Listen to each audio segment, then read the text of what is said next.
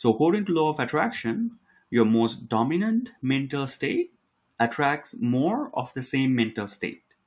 So your dominant thoughts, beliefs, emotions can magnetize corresponding experience and outcomes, right? So that's why many people wondering, oh, if I were to think about something over and over again, can it come true for me? That is not really how this law works. It works based on corresponding mental state. Say that if you want to attract more happiness, right? It's better if you were to engage in things that are more happy, like sports or dancing, so you will have the same type of emotions coming to your life. So there's certain specific objects you might have that when you're happy, when you're happy, you have a lot more money. So in order to attract more money, you need to be in a more of a happier state, because you'll be a lot more happy if you were to have money, right? So if you're sad, you will be attracting more of sad experience, or lack experience. So it's important to understand that your mental state just creates more of the mental states so if you can get yourself to become happier, right, either doing things you love to do, or hobbies or whatnot, right, or even sometimes goal setting can make you happier. If you can do that, you're more likely to attract more happier state. So that's what this law dictates. And another thing that you want to understand about this law is that many people sometimes are confused about, is this law of correspondence or vibration? So what I see is that law of attraction can be compared to law of vibration and law of correspondence, because you're essentially attracting what the vibrations are that is matching your frequency, right? So based on whether you are happy, that has a specific frequency, right, or vibration. So when you're happy, you're going to attract the corresponding objects and events that responds to your happy state. So that's something that you want to remember about law of attraction. So our internal mental states, so beliefs, emotion, has a specific vibrational signal, right? So that draws specific experiences and objects that it attracts. So we might be thinking, oh, you need to think about your success in order to attract success. Actually, what happens is that you need to mimic the emotion that you would be during success, right? If you would be happier in during success, then you need to bring more happiness into your life, not more necessarily just thoughts of success. You need to actually do things more that makes you happier, so that events will correspond to that. Okay, so your thoughts, emotions, and actions create a specific magnetic field. So this is what I discovered. So and that influences the specific outcomes and circumstances you have. So if you are, like I said, if you have more happy states of mind or happy thoughts, you're more likely to correspondingly attract similar thoughts, similar emotions, similar events that correspond to your states of happiness. Okay, so that's one of the things you want to remember. So if you're negatively thinking, right, you're always thinking negatively about yourself and you're blaming yourself, you're more likely to perpetuate difficulties. Focusing only those things makes you mind also feel powerless. So basically, the subconscious mind or the mind cannot work behalf of you. So we need to understand that all these laws work within the subconscious mind or the mind itself. So you need to understand they are working without even your request, or without even asking whether it's the right thing to do or not. So it is important to remember, depending on the type of thinking you have, you are activating law of attraction in ways that you might not know. So what we will talk about, what specific things you need to do in order to make it go in your way more specifically, but that's something you want to remember. And then another thing you want to make sure that you remember about law of attraction is that when you set out an intention, you also need to take action, right? So action is a very important aspect above law of attraction. You can think as much good things and positive beliefs as you want, but if it's not coupled with actions without expectation, which we will talk about when we talk about law of action, it's unlikely that those manifestations or those attraction will come to physical form. You might experience them in mentally, right? but in order for it to physically appear, you might take action based on what you have done, and you have to take actions without expectations. Okay, so that's important to remember.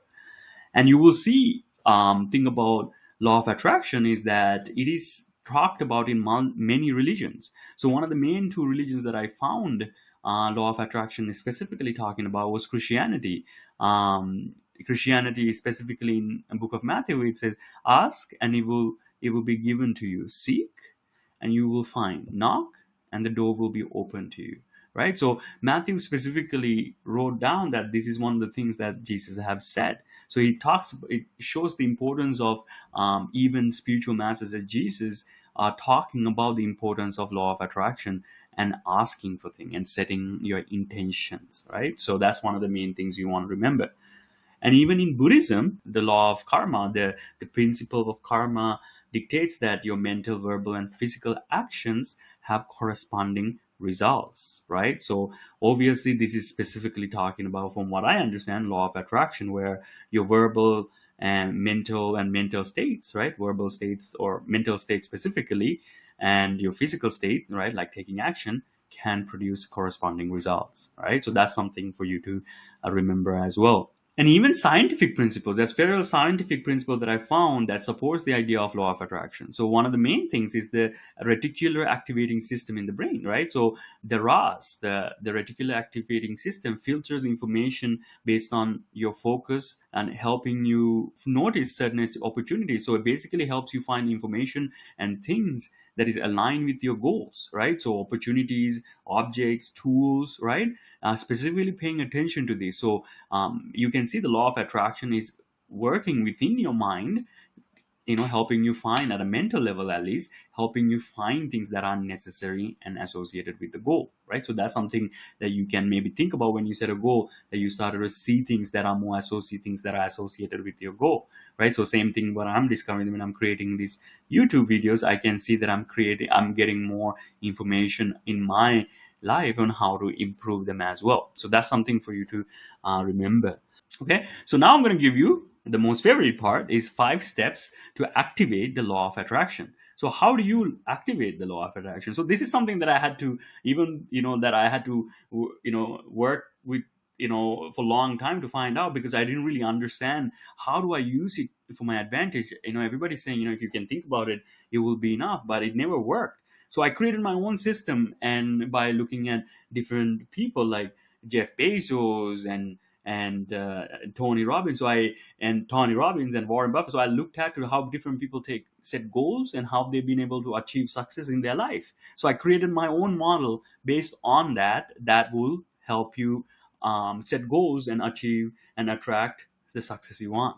Right. So one of the main things that I recommend people to do is design their ideal life. So, take a piece of paper. I always tell people, keep a journal with you as a second brain to write down your notes, write down your goals. So take a piece of paper, or, get a journal, right? And then write down, how does your ideal life look like? What do you see in it, right? What do you want to experience in it? What are you doing for work? What are you doing? How many children you want? Are you married? So all these things that you want to accomplish in your life, you want to make sure that you write them down. And one of the main things I say, when you're designing your ideal life, you want to make sure that one of the first thing you write down is happiness and peace of mind.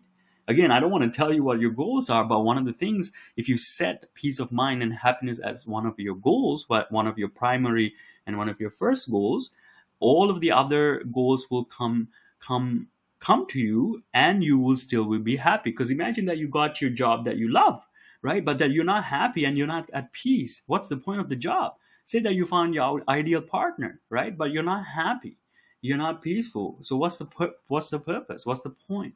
So that's why one of the things I will tell you to think about, really putting first peace of mind and happiness right on the top of the list if you can. Right. So this technique called regret minimization technique that I learned from Jeff Bezos. So one of the things that he tells us to do is that, project your life to either 80 years old or 100 years old, however ever long you think you will live, or you believe you will live, or you want to live, right? And think about what you accomplish, what you wished you done, right? So think about it. So maybe you want to, create something, maybe write books, right? Or maybe you want to create something valuable to society, or you want to just have children, or you want to just travel. I can't really tell you what it is, but you might think about what that would be. So project yourself to maybe 100 years old, and imagine, look around you. Oh man, what do I wish I accomplished at that time? And then make a decision of what you want to have done. Okay, so that's something you can think about, how you want to make sure that you want to design your ideal life. So make sure that you come up with at least 10 things, right? Start with 10 things, keep filling it up. But first things, you can set it as, main goal. I wish to be happy and joyful and have peace of mind in my life. And then you can start with that and everything else. And then what I say is, give your reasons, right? Give your reasons for your goal. So write down at least 2 to 3 reasons why this goal is important. So what I say is that many times, like, don't go, trying to do this for all of the goals. So write down for this for at least the first 3 goals. So because these are the first 3 that you will focus on in the beginning, right? So don't try to focus on too many goals at once. Focus on 3 that you can work with. So write down 3 reasons why these first 3 goals are important, right? So you can look at the list, pick out the most 3 that will have the biggest impact in your life, or pick 1 that would have the biggest impact on your life. But just pick either 3 or 1, it's up to you. But then write your reasons why this is important for you. That will help you, especially the subconscious mind, see the importance of this goal, and it will start bringing this into activation through law of attraction. Okay, so that's one of the things you can do. And then quarterly goals. So one of the main things you should do is that when you have write down your goals, organize them based on different quarters, right? So for example, each year there's 4 quarters, right? January, February, March, right? So that's 4. Sorry, that's 3 months. And then there's April, May, June. So that's another 3 months. So organize your goals into 3 quarters for each year. Don't try to do everything at once. Don't just say, oh, you know what, these are my goals for the whole year. Just organize them a little bit better. So if you were to have 3 goals for every quarter, you would have essentially 12 goals, right? So make sure that you keep them at, in that order, and then keep it something that you can accomplish in that quarter.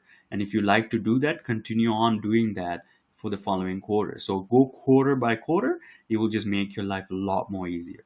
Okay.